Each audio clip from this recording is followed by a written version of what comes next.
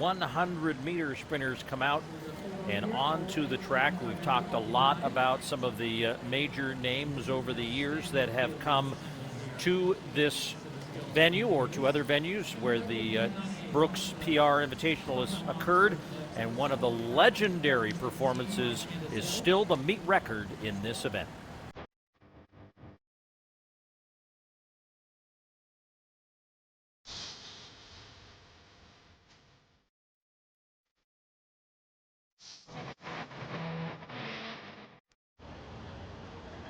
(2015) Candace Hill breaking the 11-second barrier, still just one of 3 high schoolers who have done that, but man,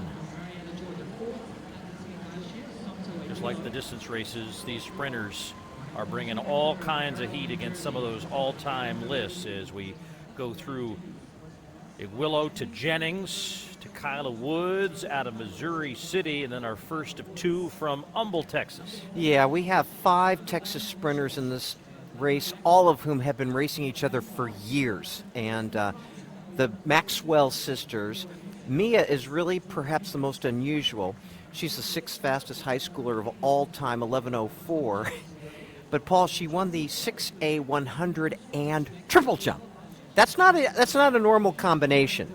Taylor Nunez, who's headed to Texas A&M, she is a 16-time state champion. She's undefeated in 16 events since her freshman year at the state championships in the 3A. And then you've got Mariah Maxwell, who's one of the country's top long jumpers. It is really a tremendous field, and as I said, these are competitors that are not facing each other for the first time. They go against each other constantly over the course of the season. High school record, 1089. Shanti Jackson, who's an NIL athlete for Brooks. Really great to see her back in healthy. Amen. She was running really well here in the spring for the University of Arkansas. And let's see what happens here as some of the fastest sprinters in the country realign themselves for a straightaway race to be the fastest woman at the Brooks PR Invite.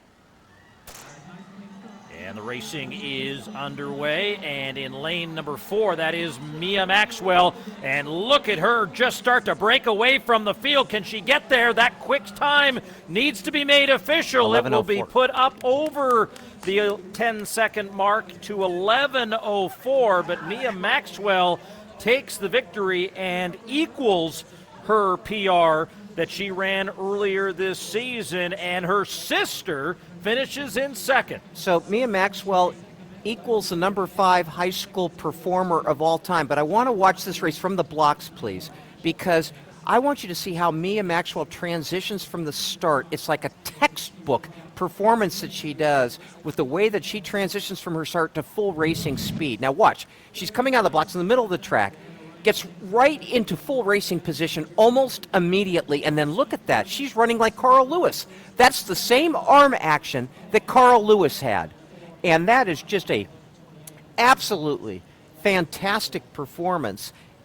11:04 with only a 1.2 meter per second win. This is an outstanding field, and she just blew everybody away.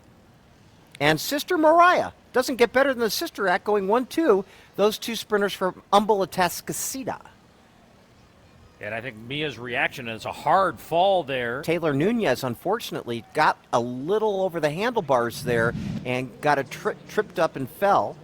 Did finish in third, so she gets herself on the podium with the Maxwell sisters. I was saying Mia's reaction, I think, as much celebrating the victory as she was celebrating that her sister is going to join her on the podium. The other thing, Paul, is in that Fontenot interview, it was so really heartwarming to hear Anissa Bowen Fontenot say, "Hey, it's so great to be here with my brother. He's only a freshman. I got to run 1 year, at the same time he did." And it's just very heartwarming to have this great relationship between siblings. I fought with my siblings all the time. These guys all love each other. It's a great example.